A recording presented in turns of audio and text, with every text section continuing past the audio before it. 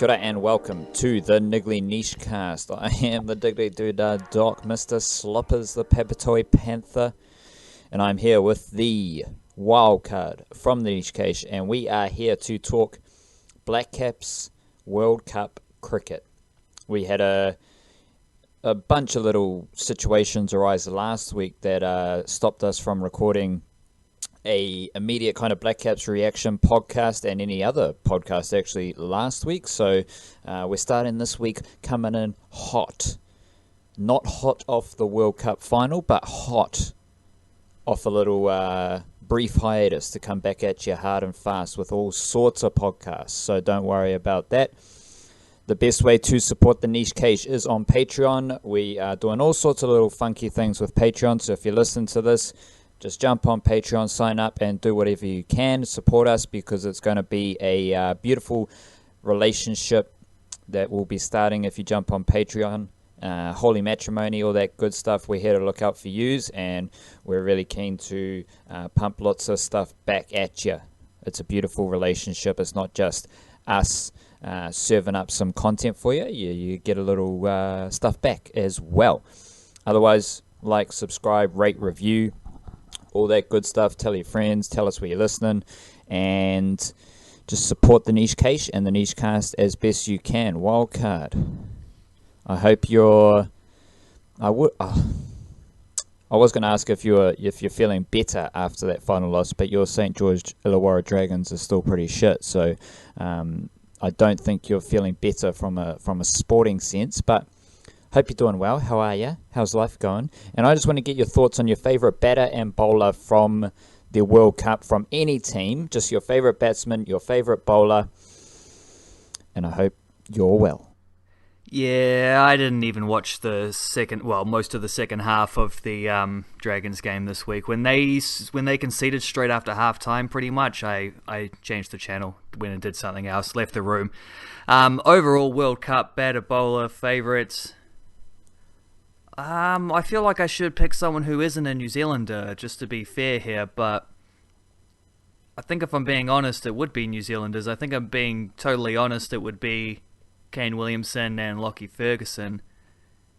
Fergo with the old Breakout Talent award, and, well, as far as I'm concerned, and Williamson just being the captain, the leader, the inspiration, copping all them runs.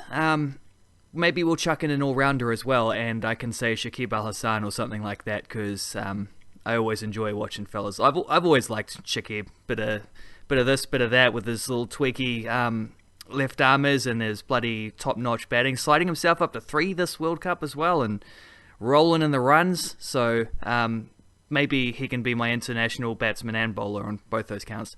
Fair play. You have always liked Shakib Al Hassan. I remember... It might have been when Bangladesh toured here last summer, or some other time, but yeah, did he play last summer? I'm not sure. You know what? No, that's the point. Is you oh, right, yeah. You highlighted to me that Shakib Al Hassan wasn't going to be playing, so you've always had a keen eye for Mr. Al Hassan. I'm going to go with Jasprit Bumrah for the bowlers. I love me some Bumrah. He's a unique bowler, and I like that. I like that. He's effective. You know, a lot of these dudes aren't as effective as Bumrah. And what Bumrah's done in his international career at this stage, he's all formats.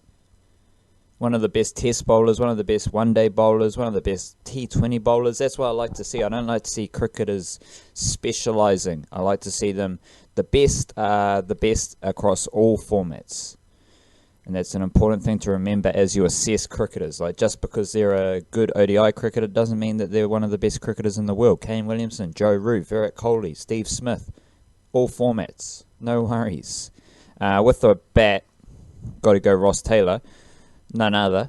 And I'm doing so on the basis that I think we saw Ross Taylor score runs in different situations. He wasn't among the best run scorers, 350 runs, and there were about 7 batsmen that scored over 500 runs, so he's not among the best batsmen, but it was just good to see Ross Taylor batting in different situations where he had to, craft an innings, where he could hit a few boundaries at various stages, but he showed his class in just being able to roll through the situation at the time and then apply his skills to those situations. Yeah, you can't go wrong with King Roscoe, can you?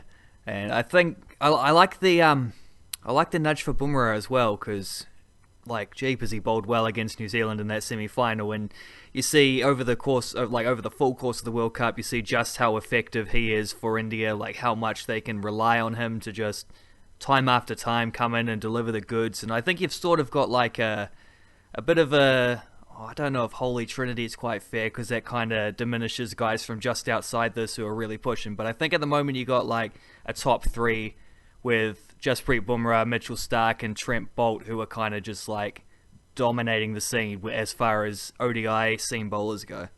You do, and it's just always amazing just how someone can be so much more effective than the other bowler. Like, it's when you're looking at like a game of football and just how one player in a team in a game featuring 22 players of, you know, the highest caliber, how one dude just stands out head and shoulders about the other. Where it's a basketball game, one dude just stands out, and it's just like, well, for Bumrah, shit, everyone should be thinking of the most quirkiest action they can come up with just to perfect that, and then just have a major point of difference. I got a little quick I guess trivia question for you here, Wildcard.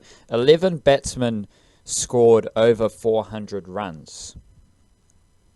One batsman of those 11 batsmen scored their runs with a strike rate less than 80. So 10 of the top 11 batsmen had strike rates of at least 80. I'm going to stretch it out, and I'm going to say at least 85. Which is pretty amazing. Who was the one batsman of the top 11 run scorers at this World Cup who had a strike rate less than 85? Well, you don't need to quiz me on that one, because I've already done my Blackcaps batting stats roundup, and I believe that was Kane Williamson by a little bit of a distance too. What was he, like 71 or 72 or something like that, his strike rate? 74. 74, yeah, 74. I think I can't remember. I think you had to go down to like 20-something to find someone on like a lower strike rate than that. Was it one of the South Africans? I can't remember. It was on like 72 or something like that. I'll check that because I wrote it down in the thing. But yeah, I'm going to submit the answer, Kane Williamson. Final answer, lock it in. Correct, and I'm going to double up, and I'm going to say 20 batsmen. So of the top 20 run scorers, only 3 batsmen had strike rates less than 85. And 2 of them were the Blackcaps batsmen. That was our game, though, wasn't it? Old Rahul, I think his name's Lokesh Rahul from India. He had a strike rate of 77. Kane Williamson had a strike rate of 74. Ross Taylor had a strike rate of 75. That's why the Blackcaps lost the World Cup wildcard. Yeah, nah. I mean, if you're a fan of Kane Williamson's batting, which I mean, surely everybody is by now, the big positive of that is that it meant he faced. Hold on, I wrote it down as well.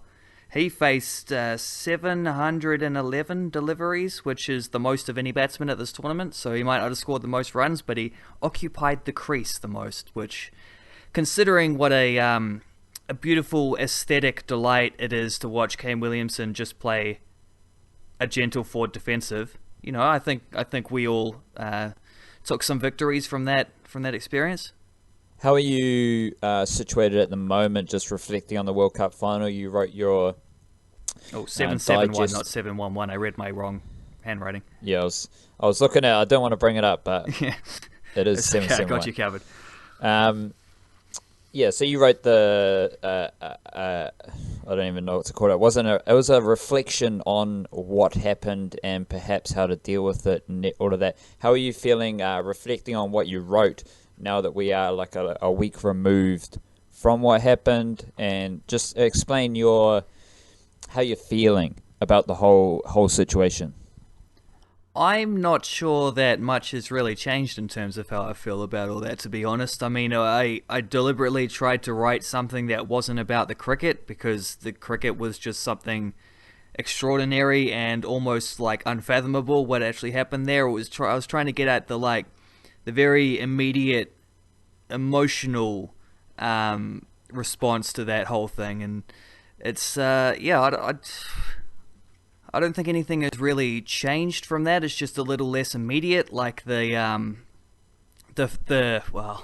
what are you even supposed to feel after something like that? Which I guess is why the piece maybe got a little bit rambling when I wrote that. But like, what are you supposed to feel when some of the most extraordinary things you've ever seen happen in a cricket game right at the end of a Cricket World Cup final that cost your team the chance to win it? Like the old Ben Stokes 4 there, the Trent Boult catch on the boundary. I mean, earlier on in the tournament, Trent Boult had taken a very similar catch, outstandingly, like, completely underrated as well. That should have been up there with the catches of the tournament, and the way they were talking about, Guptills and Neeshams, and that's just for New Zealand. You had Stokes and I think Wokes as well, took blinders for England along the way. But Trent Boult's one against the West Indies to get Brathwaite out was as important, and ultimately, I mean, if he does what he did in the final, and I know having that raucous English crowd there was probably a large factor in why he didn't hear Martin Guptill saying, chuck it to me. You don't have time to take another step here. Come on, mate. So, like, just that thing, if he'd done that, like, swap the scenes there, two similar catches, swap the scenes, we lose to West Indies, and we don't make the semi-finals and don't even get the chance to be in that final. Like, a lot of things broke right to get the Blackcaps to that point, which maybe I didn't touch on enough in that article. Like, we had some luck along the way, even for a team that wasn't playing at its capacity, but we maximized a lot of that stuff. We played the perfect game of cricket in the final, and just a couple little things, like within the element of the game of cricket, the rule that you can't, like, well, it's not a rule, but it's the sort of unwritten rule that you don't run overthrows if it comes off the batsman, because it's a bit cheeky, but it's not outlawed. So if it bounces off his bat and rolls to the boundary for 4, then there you go. We also, underrated factor in that, had our slowest player chasing it. I think it was Colin de Gronholm. So, I mean, maybe if that had been who's got the legs in the Blackcaps, maybe a Guptill or someone like that, or Henry Nicholls might have been able to haul that one in before it got to the boundary and save us the game, because it would have been 4 or nothing there. Things like that, the super over, just the difference between the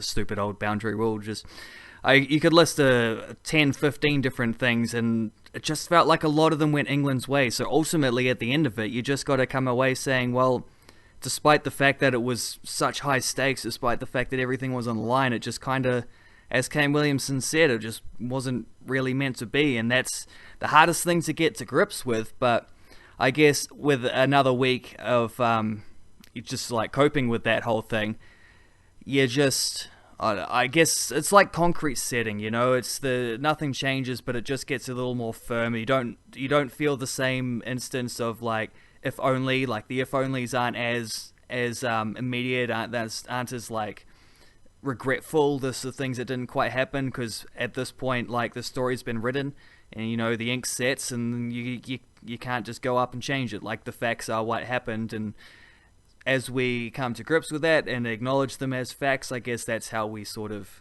come to stop feeling like it got away from us and start feeling like, well, that's just kind of the way it went. And eventually someone's going to write a great book about that World Cup and that World Cup final in particular, and it's going to be a lot of fun to read, even though it'll probably be an English person who writes it. I mean, you're probably going to write it, so you can't really... I'll have a crack if no one else wants to. I'm like, I don't even think I'm going to be able to get round to compiling my like debrief in terms of how the planning and preparation impacted the Blackcaps. It's like, I've got this idea that, as you said, everything went the Blackcaps' way to get them to the final, but then in the final you had one team that had been preparing for 4 years for that specific moment, and then you had one team who did little to no preparation and in a roundabout way stumbled into the World Cup final. But it's too Like you can all you can say is you make your own luck, and England made their own luck by preparing for 4 years for that specific moment. But there's not much you can really add to it, so that's why it's hard to put a whole thing together. Like you can still run through all the antics and shenanigans at the hands of New Zealand cricket and Blackcaps selectors over the last 4 years that perhaps held the Blackcaps back. But unfortunately for me and my writing angle, there's just not enough like at the other end of that to really hold on to that idea. Like I definitely think the difference between winning and losing that World Cup final was everything that happened in the 4 years leading up to that day and the final. I definitely believe that, and I think that's why the cricketing gods were in favour of England. But there's no like real grand conclusion that you can come from that, because the result was just too narrow. It was too there was too little separating the two teams. Whereas if the Blackcaps were outclassed, then I'd feel more comfortable taking up that angle of the preparing players and teams for that moment. Yeah, see, I almost don't think that the preparation in the end had a factor at all, because I think it just sort of felt like we got to this tournament, we got to this final of this tournament pretty much despite having some, just things not being a nice, cohesive, well-oiled unit going into the World Cup itself. But as the tournament went on, we did sort of end up in a slightly better place. We were still relying on some out-of-form players and some guys in tricky positions. But, I mean, Colin de Gronholm in the end, it's hard to say, because you could also say his batting, if he'd just caught one, just a single, even if he'd just got out earlier and let someone else have a bat, the way he was just swinging it, he had no clue against Jofra Archer. It was hard to watch when we were trying to get runs. But he also kind of, if not made up for it, at least balanced it out with an outstanding spell of 10 overs, going 10 straight for 1 for 20 something or whatever it was. Like he was unplayable bowling 122 an hour medium paces on off stumps. So I mean, he was a guy who probably shouldn't have been in the team based on his ODI performances. Colin Munro in the end wasn't in the team. Henry Nicholls came in for him late in the tournament, way too late. Like I know he was injured at the start, which was a difficulty, which throws this whole thing up into confusion. But like, he scored some crucial runs in the final there. He got a 50, the only opener to pass 50 for the Blackcaps since that first game when we won by 10 wickets against Sri Lanka. In between then, no one passed 50, which is mind-numbingly confusing how we managed to make a World Cup final with our openers both just severely out of form there. But again, that's the same thing. It's like we sort of overcame these despite those things because we had key performers, specifically with the ball, but also Kane Williamson and Ross Taylor as a duo together, just putting on runs, specifically in that partnership as well for the fourth wicket, time and time again, just steadying things and getting us to a good position where we at least had something to bowl to, and then our bowlers just bowled so well. And I think the MVP almost for the Blackcaps throughout this tournament has been fielding, because without our just almost, and even in the last over of that game, like a moment of fielding, or 2 moments of fielding, I think, because there's Trent Bolt's catch that went for 6, and then there's Martin Guptill's throw that hit Ben Stokes' bat and went for 6. Like, both those moments work out better and we would have won. And so those are things that are easy to linger on. But our fielding throughout the whole innings, but even in that, like the 2 runouts of the last 2 balls, we did not have a run to spare.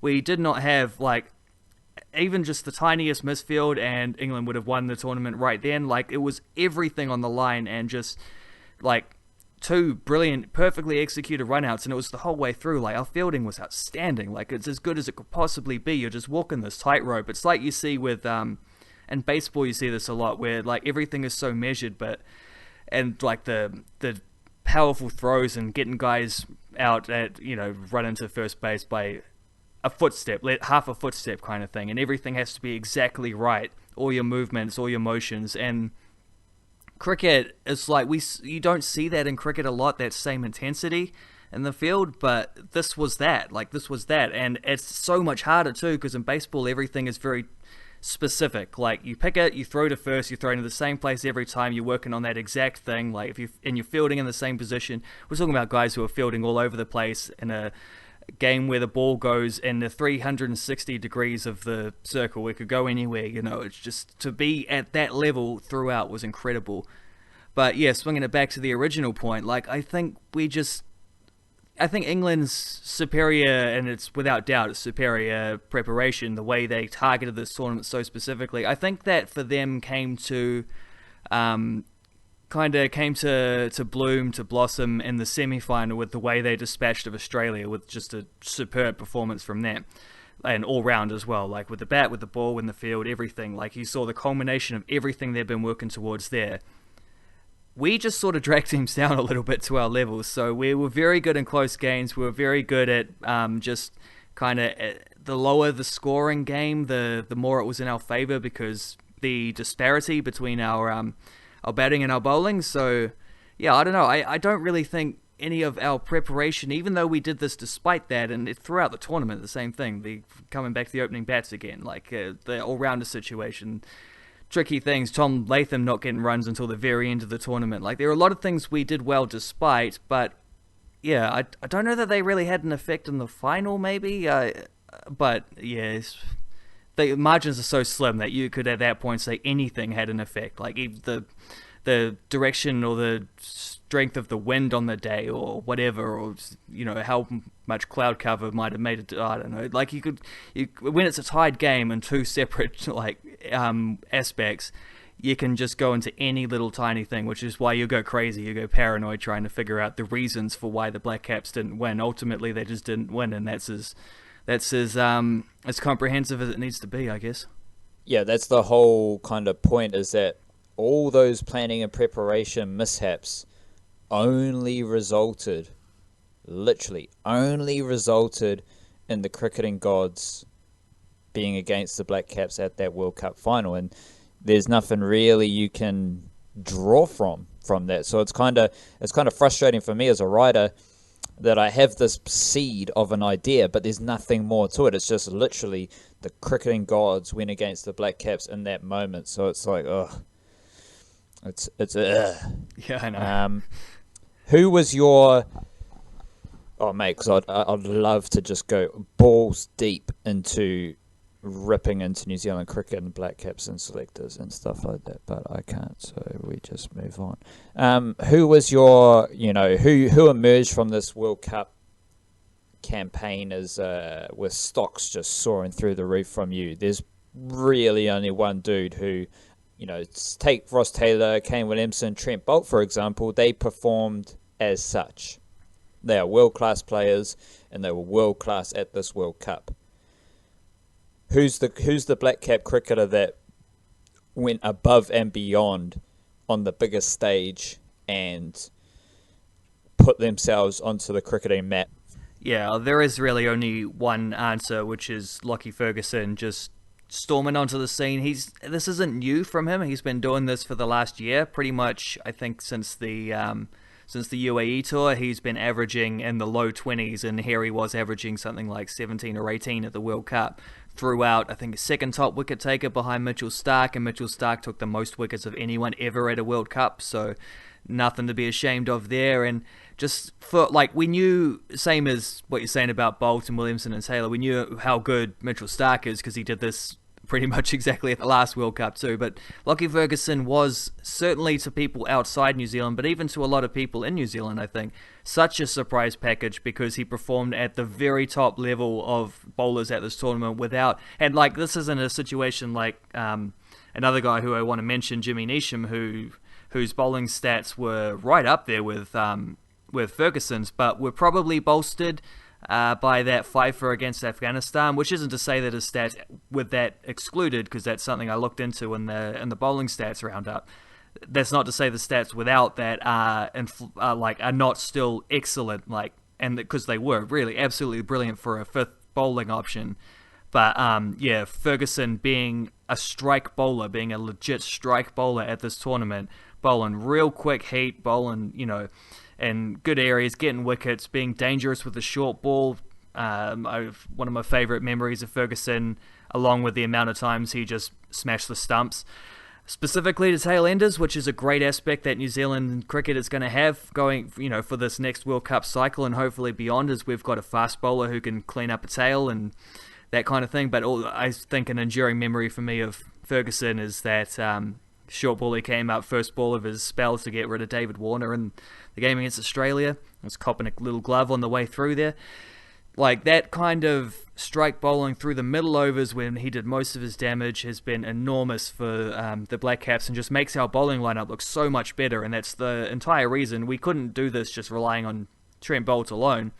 So, this is pretty, it's another one of those things where you can look at all the tiny little reasons why we didn't win the tournament, but you also look at the very big reasons why we were able to get in position to win the tournament, and Lockie Ferguson's emergence is one of those things. And the fact that he had been doing this for 9 to 12 months prior to the World Cup, even though it was it wasn't on a big tour against Australia or England or India, so maybe this got slept upon a little bit. I mean, he did take some wickets against India, but it was in New Zealand against a team. I think they might not have had Kohli in that tour as well. I forget exactly, but it's emerging on the scene like that, where he's now, hopefully that's enough of a backstory to Lockie Ferguson to suggest that this World Cup isn't a one-off. Like, this is how good he is, and he can keep doing this going forward and into the future. I do want to chuck a little bit of love Jimmy Neesham's way as well, because individually his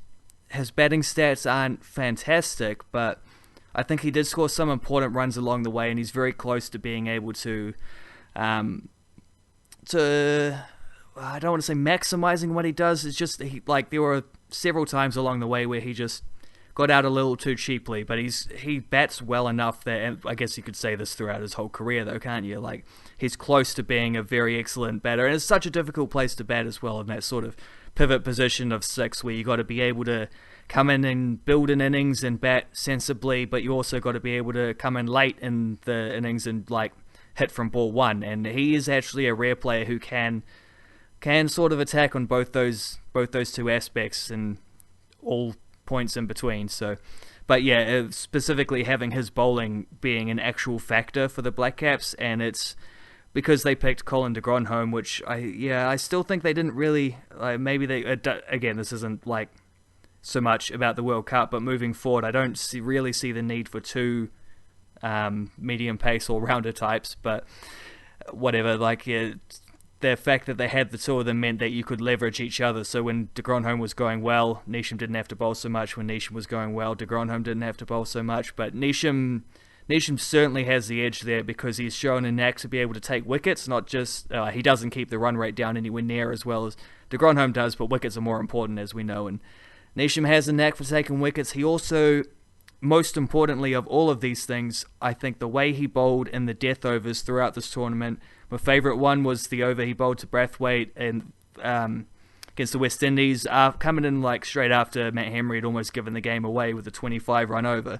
And then here's Neesham being able to just bowl, just short of a length, taking the pace off the ball, hitting his spot, close enough to 6 times out of 6, and getting that wicket when we needed it. That is a bit of a game changer for a Blackcaps team that struggled for death bowling for a long time now. It has not been a recent aspect for them that they've been a team that gets pummeled in the late overs more often than not. And we were a bit lucky at this World Cup that wasn't really the way the World Cup ended in those important games, that it wasn't going to be who can capitalize the most on those. It was on those last 10 overs with the bat, it was who can take the most wickets in the first 10 overs. But yeah, much more in our strength. But yeah, Jimmy Neesham and Lockie Ferguson, but Lockie Ferguson certainly we're in the gold medal there. Neesham can settle himself down with a bit of silver. He's already got one of those from this World Cup. So thoroughly agree. Lockie Ferguson was outstanding. His two of his 3 wickets in the final. One was Johnny Bairstow after Johnny Bairstow had faced 55 balls, and then one was Joss Buttler, who he dismissed after 60 balls. Butler had already hit 59, but it just shows you how effective Ferguson can be, because both batsmen are set, and he's coming in to break partnerships and take wickets, which is a outstanding trait to have.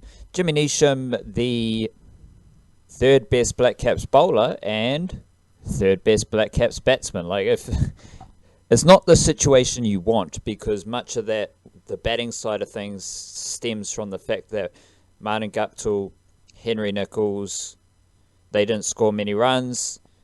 Tom Latham did kind of score some runs eventually. So Jimmy Neesham's kind of in that third best batsman position because others didn't step up. But he's there, third best batsman, third best bowler. That's pretty fantastic for an all-rounder. It's just a good spot to be in this Blackcaps team if you're contributing with bat and ball in a World Cup.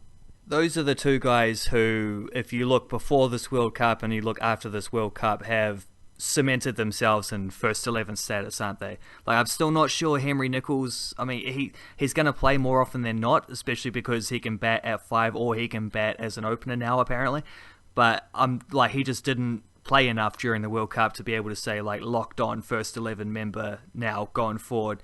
But certainly Neesham in that genuine all-rounders role, and then having Ferguson as a strike bowler, like, those are the two guys who moving forward, the Blackcaps don't play another ODI till February out of one of their many frustrating scheduling coincidences of the last couple years. But when they do eventually next play ODI cricket, like, those two guys, their names are being written on the team sheet in pen. Like, they're not being penciled in, they're being scribbled down in a bit of Sharpie marker, because those names aren't going anywhere.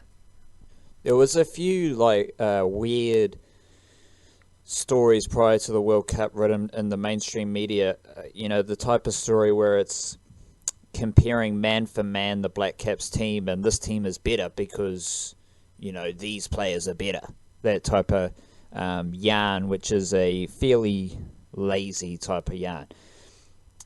And obviously those type of yarns didn't include the fact that, like, Martin Guptill would be horribly out of form, and then Tim Southee would play one game. And it's just, we've got this situation where you look back to the last World Cup and you think, okay, we're going to go at the next World Cup. We got Southee, we got Bolt, Guppy's going to be opening the batting. We got Taylor, Williamson. Two of those dudes were non-factors, and the Blackcaps still made it to a World Cup final, which is pretty amazing. Like, just the lack of contribution from Martin Guptill and Tim Southee, who are among the best players any format New Zealand's ever had, but neither of them were, like, factors at this World Cup. What are you thinking about their futures with the team? Because what they did at the World Cup is, like you said, pretty much non-factor. I mean, Martin Guptill remained one of the absolutely rarest of the rare difference makers in the field, and it's probably the best fielder at the entire tournament. But that's, again, like, he's probably the best fielder in the world. Yeah, so, non-factor with the bat. Yeah, his batting was awful at times, unlucky at others, but it's like those two things go hand in hand. So, yeah, just him not being able to give us that start at the top of the innings was something we were always struggling to come back from. But I don't know, like, I sort of feel his place is a lot sturdier than Southee's, who couldn't even get a game after a while. And I guess that's not really a controversial thing to say. I think Guptill has, like, I'll put it this way, I suspect, first of all, Guptill was in a lucky position because the opening thing, it's not lucky, I guess that's the wrong word, but the other opener with him, we don't even know who that's going to be right now, because Henry Nicholls, Colin Munro, I mean, Nicholls got progressively better with every innings. He by the World Cup final, he looked the most comfortable he had throughout the tournament, which really makes you wonder why he couldn't have just started a couple games earlier when it was obvious Munro wasn't doing it. I think Munro's ODI career is hanging on some very, very, very, very thin rope right now. He still remains one of the better players we've got as a 2020 hitter, and going into the 2020 World Cup in, I think, October next year, he should remain a factor there. But I think his ODI career, he's gonna be a little lucky to play again after this. Nicholls is in a weird position where we're gonna have to look at a specialist opener going forward. So, but I think because there's another opening spot open, Guptill is going to be retained. Guptill, throughout the tournament, they showed faith that he could just get it right when it mattered. didn't quite happen, but I fully expect him to come back in the summer and just smack another couple hundreds, because that's the thing. Like in the Kiwi summer before this World Cup, I think he batted 10 or 11 times or something like that, and he scored 300s.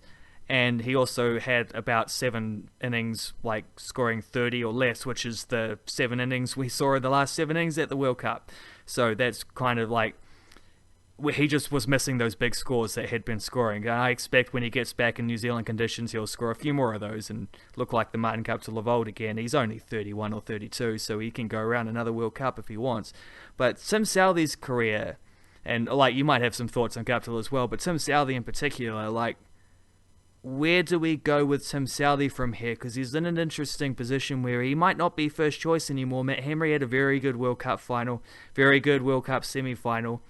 Wasn't as good through the middle of that tournament, but, he came in clutch when it mattered. And, yeah, I don't know. He's had to sit on the sidelines carrying drinks a lot of times for Tim Southee, who hasn't been good in the ODI cricket for a while now. Played his best stuff over the summer most recently, but there wasn't enough to get him into the team full-time once Henry started taking wickets at the start. I mean, yeah, I'm not like... Of course he's going to remain a factor around the squad, within the 2020 squad as well, within the Test squad, but I mean, I don't know that he's first 11 anymore, and when guys in his position fall out of those considerations, like, you start taking up offers overseas to play in more, lucrative 2020 competitions and stuff like that. I'm not sure which way Southee's career could go. He could have a brilliant resurgence next time we play. I mean, that's Test in Sri Lanka coming up soon. Like, he could have that kind of career arc coming up. I just think he's in such a curious position, because it really is a crossroads for him right now. And I don't know, I'm kind of curious what you reckon about that whole thing, because I can't really pick one way or another where it's gone for him. I'm very interested in how the Blackcaps schedule plays into these type of things, because it doesn't feel like New Zealand cricket is in a position to chop and change in terms of like selection, or older players who might need some time off, or they if you're not playing that much cricket, there's no reason to take time off, so you're going to be in and around the group a lot. So I'm fairly confident that both Guptill and Southee will play on and continue to contribute to the Blackcaps in whatever formats they want to. Like, I think Southee is still going to be a factor in Test cricket. I can see Southee having like a resurgence in ODI cricket. But if we're being honest here, like, we've got to make a couple moves for the next World Cup, because, as I said, that was the biggest learning, is that you need to. Well, it wasn't, because the cricketing gods decided, and it didn't matter. But it would be nice if there were a few moves made to prepare the Blackcaps for 4 years' time and get a slightly new wave of cricketers, because it's completely conceivable that Ross Taylor, Martin Guptill, Tim Southee, those sorts of characters, maybe even Trent Boult, like maybe Trent Boult just breaks down and he can't play at the next World Cup. It's 4 years away. A lot can change in 4 years. So it's completely rational that those older players won't be in the World Cup plans for the next World Cup. So then you kind of have to suss out what we're going to do there. I think it's just a very interesting juncture for the Blackcaps and New Zealand cricket, because I think we are caught in between eras, and I have zero faith in the selectors to make these type of decisions, but it's at a point where you've got to like legit earn your spot in the first 11 or in a Blackcaps squad, because I think for a while there has been a lack of depth in New Zealand cricket, so where players can maintain consistent selection on past performances, or they fit into the group, they're good guys, they're team first guys, which, shout out Tim Southee. you don't hear any negative musings from Tim Southey. He's just happy to be there. He likes, contributing to the team. So that's a good thing. That's what the Blackcaps want. That's what this group wants. But how these older dudes, older in terms of the context of the squad, how these older dudes deal with this juncture, and whether they want to or are capable of legit demanding selection over younger players, because for the next World Cup, you got to cast your mind bigger. You got to cast your mind bigger than the current World Cup squad, and then you got to cast your mind bigger than that next tier below: Will Young, George Worker, Tom Bruce, those type of characters. You got to cast your mind further and more open into the depth of New Zealand cricket, because there's a fairly solid layer. Like, that third layer in New Zealand cricket is really, really talented, and it's also really, really young. And you've seen it in domestic cricket for like past 2 seasons, I would say. You had the Auckland Aces. They've rolled out an extremely young group over the past few seasons. Otago's going through a bit of a transition. Canterbury is exceptionally young. You've got guys like Todd Astle and Andrew Ellis, but the OGs of that team aren't there anymore in terms of Peter Fulton and those type of dudes. So you've got like a really, really good, talented and deep third tier of New Zealand cricket. The Mark Chapman, Sean Solier, those type of dudes. Just names that pop off the top of my head. So it's just interesting to see what's going to happen over the next few years in terms of who from that third tier steps up and makes cases for Blackcaps selection, and then who from that older, because I think Colin de Grandhomme's in that older bracket as well. Colin Munro's in that older bracket. Which of those dudes is still loving cricket and is still performing at a high level, and maybe not even to the next World Cup, but a lot could change in 2 years. So it's just, I think it's a very interesting juncture for New Zealand cricket, and it's, for me, as someone who has written and talked a lot about domestic cricket for the past 3 or 4 years, I think it's all coming. Like, all of that history in domestic cricket that I've seen in the last few years, it's kind of led up to this point. And this point where the depth of New Zealand cricket is starting to, or could, hit a new level. And that new level is going to be breaking into the second tier. So just imagine we've got the first tier, which is the Blackcaps, including test players. Like, that's the first tier. The best 15 cricketers in the country type of thing. Second tier is the fringe guys, Scott Kugelheim, George Worker, Ben Wheeler, whatever, Hamish Bennett, however you want to slice it. Like, that type of cricketer who has flirted with playing games for New Zealand. They might have played T20s, or they might have filled in here or there. But the third tier is far bigger, deeper and more talented, but they need to overtake, or like, how a wave breaks. So we're talking about a young wave of cricketers. A wave breaks, and then it just kind of, the whitewash just flattens out and just wipes everything away. That's what the third tier needs to do. They need to rise into the second tier and just take over, wipe everything in the second tier away, and that's going to make for very interesting times, because I think there's a lot of cricketers in New Zealand in the first and second tier who have become very comfortable, and I think there's going to be that third tier coming through who are going to put a lot of pressure, and I think a lot can change 18, 24 months from now. Yeah, for sure. And like the one of the difficulties the Blackcaps have here is that same thing that works out nicely for someone like Tim Southey in terms of elongating his career, but the fact that they don't play a lot of games comparative to other countries is a big issue for someone trying to break into that unit, because you got to wait so long for an opportunity to open up. And I don't really think the selectors are going to be overly ruthless with, and there's not a lot of areas they need to be ruthless with either. Like, for the most part, we've got 7 or 8 extremely solid ODI cricketers here.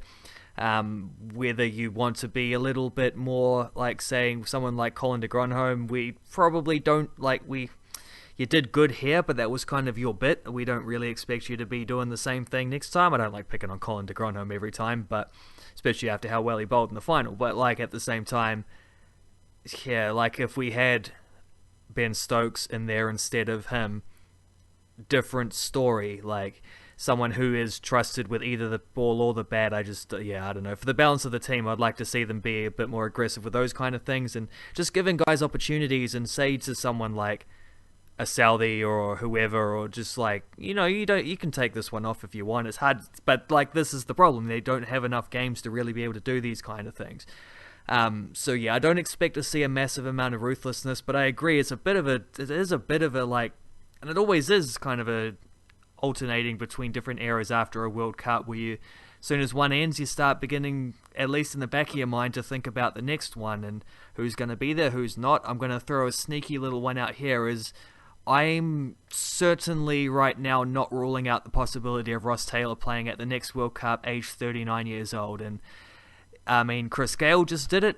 Ross Taylor was asked about it and he mentioned Chris Gayle, and I wonder if Chris Gayle's kind of career arc isn't something that Taylor might, in conjunction with New Zealand cricket, think about just over the last year or two of those, because right now I think he's just playing great cricket and he's going to keep scoring runs and he's going to keep playing.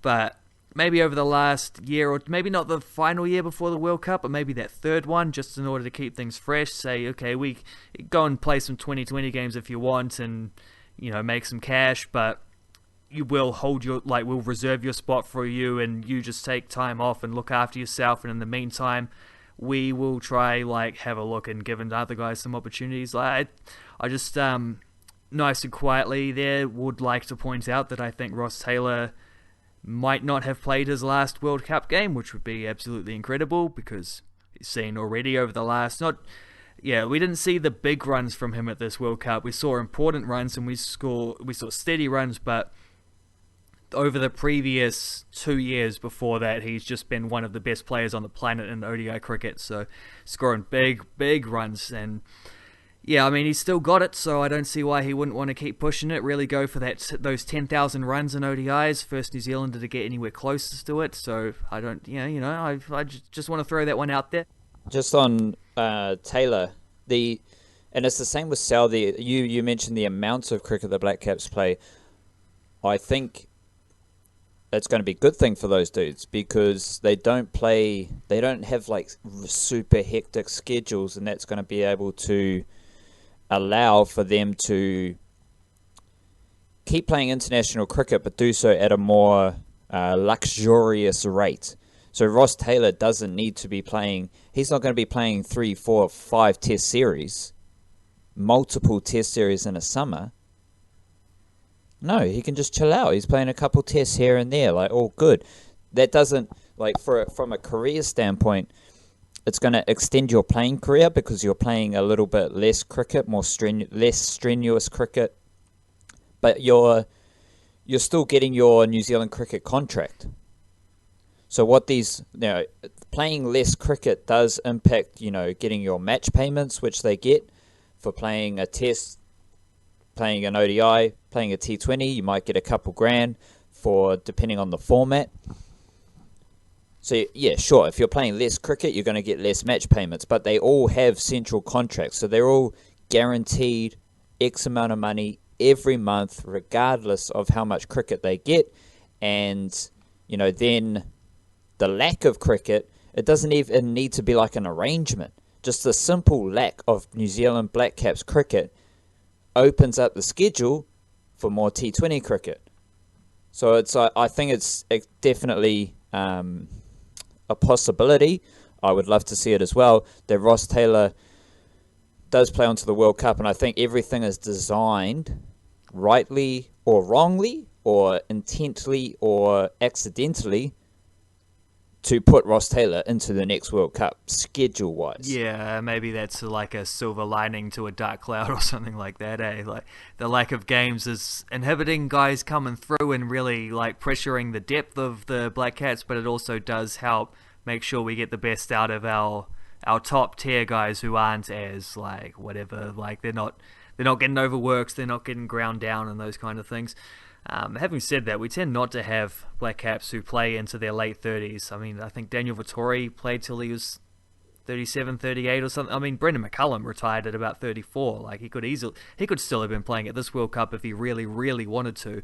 But I think he'd kind of been there, done that by that point, and maybe it was for the best in terms of how, like, handing the reins over to Kane Williamson at the time he did and all that. But yeah, hopefully Roscoe holds on there. The one other thing I'd say, and this kind of ties into this whole thing as well, that I'd really like to see over the next 4 years for the Blackcaps in terms of maximising their chances at the next World Cup, is the most important thing I think that England cricket did over the last 4 years, which is differentiating the formats. Like saying to certain guys, like they did this with Anderson and Broad, they're like, you remain our favourite opening bowlers in Test matches, but you've not been doing it in the ODI level, and we've got these other fellas coming in who can bowl Yorkers and slower balls and mix it up in a way that benefits an ODI team but might not help them in the Test level. And we're not looking for guys to be playing all three formats unless you're Joe Root or I guess Ben Stokes or a couple of those other guys who are on that very top level. We've got guys like that. We've got Williamson, Taylor, Bolt, who can play every format and be amazing at it because they're just great cricketers. They will find a way to adapt to whatever they're playing in. But we also came into this World Cup with a 2020 batsman as one of our openers. We also came into this World Cup with like de Gronholm, whose Test stats outweigh his ODI stats. We have guys, I mean, there's a couple aspects where like guys are locked on as white ball cricketers, which is nice. Like they've done that with Guptill, as they haven't lost faith in him in an ODI level, where they, even though he's not in the Test team anymore, and there's a couple Test match specialists out there as well. Although you never quite know how that'll go in the future because we haven't seen them play a Test match for a little while. Like just having that awareness of the skills that each of the three formats have, and not well. This comes back to my old favorite theory of Guptill syndrome, or Guptill theory, whatever I used to call it, where like Guptill's position in the Test team got stoked for a long while there because he was scoring big ODI runs, and when he would go play Test matches and struggle, people would think he was out of form coming into ODIs, which isn't the case. Like, you just got to look at them as completely separate entities. And yeah, some of those players, like a Kane Williamson or Trent Bolt, their form will flow between all three because they're just amazing world-class players. But others, you got to say, like, maybe this guy is a better option for the ODI team, and maybe we're looking at you a little bit too much because we just like you around the group and you've been a good dude in general, but just got to get a bit stricter about those things. And yeah, England did so well at doing that, at just like separating their ODI team from their Test team in order to maximize the performance of their ODI team. And I think New Zealand is one of the many things we've struggled with just not having that sort of like split in the three formats, because, and like it or not, 2020 internationals are a part of this triumvirate now, and especially will remain so over the next 12 months because we're coming up to a World Cup T20 thingy next year. So yeah, we're going to be playing a lot of 2020s over the coming 12, 15 months, and I guess we've got to get used to that. But yeah, again, like, don't look at the Test players and the ODI players just because so-and-so's scoring ODI runs doesn't make them a better option for the 2020 team, and these kind of things. The sooner we get to that epiphany, the better, I reckon. Yeah, I think a lot of that also has to do with the lack of depth at the moment. Fair call. Like, we don't have guys who are commanding selection over Colin de Gronholm, for example. But then to kind of wrap it all up, I just had a thought there where I kind of zoned out, so sorry if I didn't pay attention. But I was thinking back to the last final.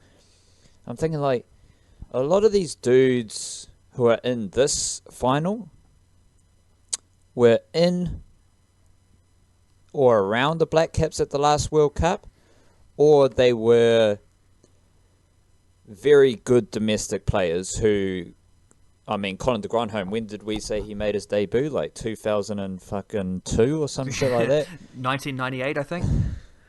Yeah, so 2012 but those type of dudes, Colin de Gronholm, Colin Munro, they were really, really top tier, slightly, older. Not old in domestic cricket, but they were Established. at the peak, established peak of their powers in domestic cricket.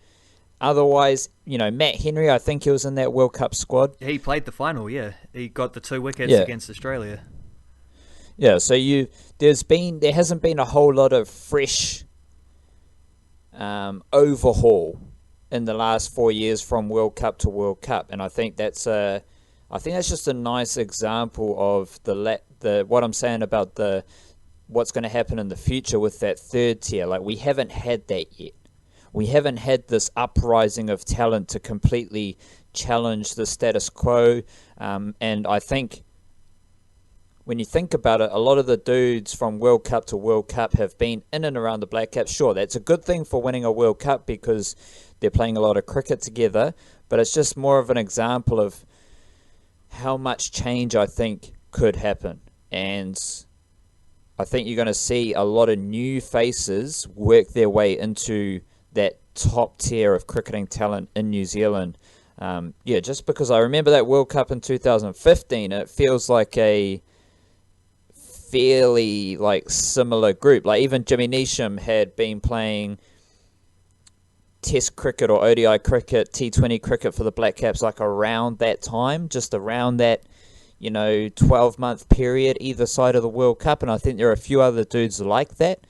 So it's not like there's been an uprising of people cracking into this World Cup squad. It's been more of a recycling type of thing, just working through a group of players to find the best combination, whereas I think in the next few years you're going to see a complete overhaul and many new faces come into that wider group.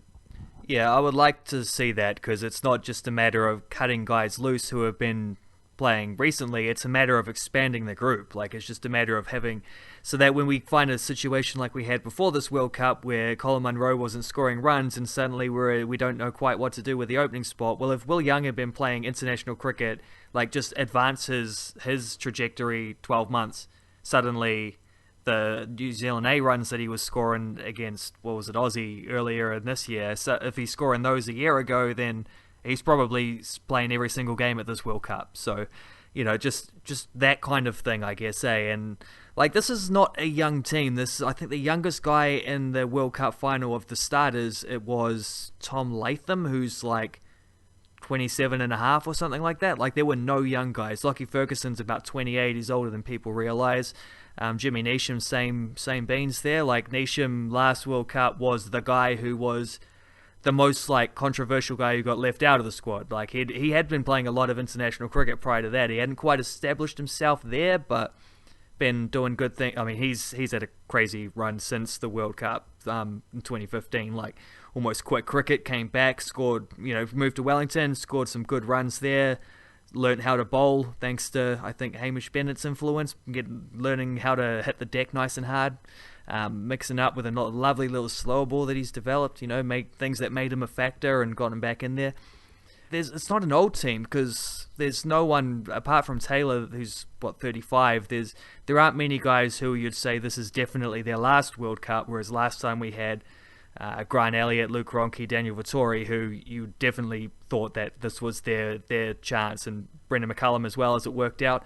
That's not the case we got here, but we do have a lot of guys who are in their peak now, and will they still be in their peaks when they're 32, 33, 34 next time? Question marks, which is why you have to build up that depth, isn't it?